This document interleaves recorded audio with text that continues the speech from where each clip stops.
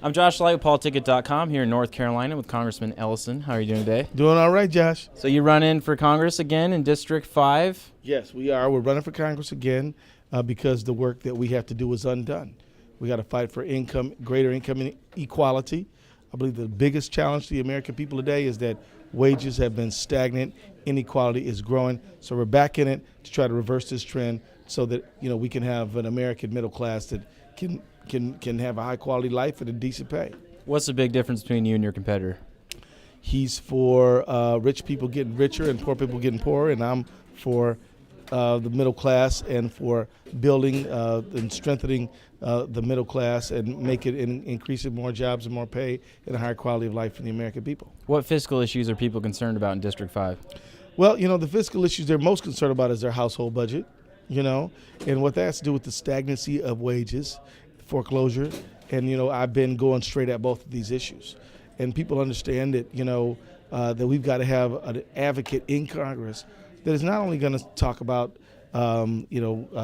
jobs, but also our public wealth together, which actually enhances people's wealth.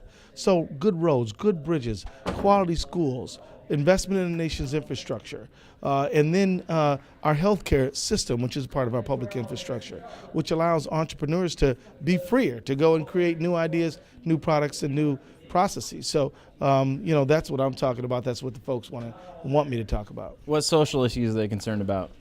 The social issues are the right to vote, because our right to vote is under assault in Minnesota because they are trying to insist that we have a government-issued photographic identification with your current license address on it in order to cast a vote, which is ridiculous and unnecessary and expensive.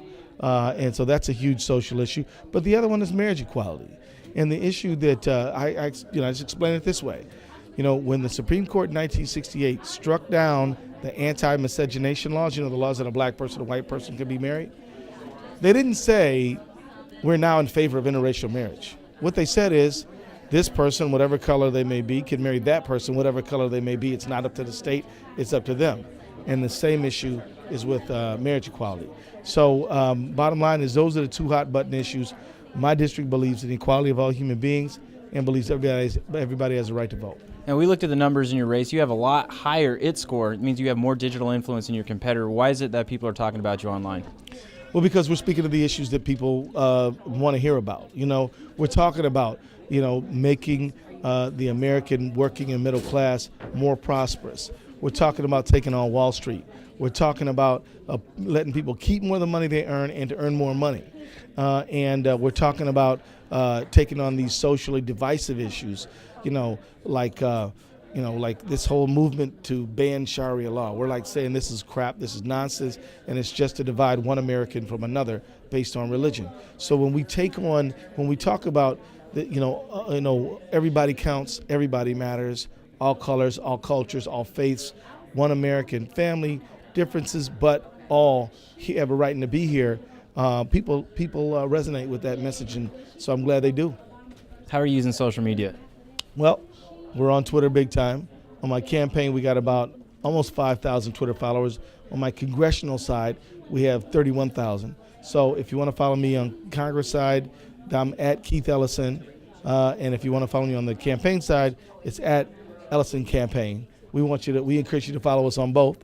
And then we got a very active Facebook page. And then we're on YouTube quite a bit. And we regularly send out YouTube messages to people. And we use YouTube to announce things, to message things, to drop little ideas out there. And then, we're always looking for the next new thing. Because 5 years ago, what was Twitter? And in 5 years from now, there will be a new thing. But we're going for that because we believe that that this is the democratization of communication. No more is ABC, NBC, and CBS, and Gannett Ritter and CEN going to tell you, or Fox tell you what you need to believe.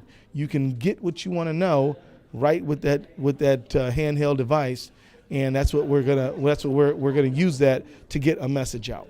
And we're going to use traditional sources too, but we're actually going to leverage our presence on traditional sources with the online sources. So we're trying to have a synergistic effect between the two. That means the sum of the two is greater than than just the two by themselves. And so we're working on this. We believe in it, and we're just looking for the next new thing. What is it? What's next on the horizon? What's next on the horizon? Yeah, from an IT standpoint. Real-time campaign analytics. Real-time campaign analytics. Thank you. Thank you, Congressman. We're taking notes, and we're going to be on top of it. All right, thanks, Congressman. Okay, my friend.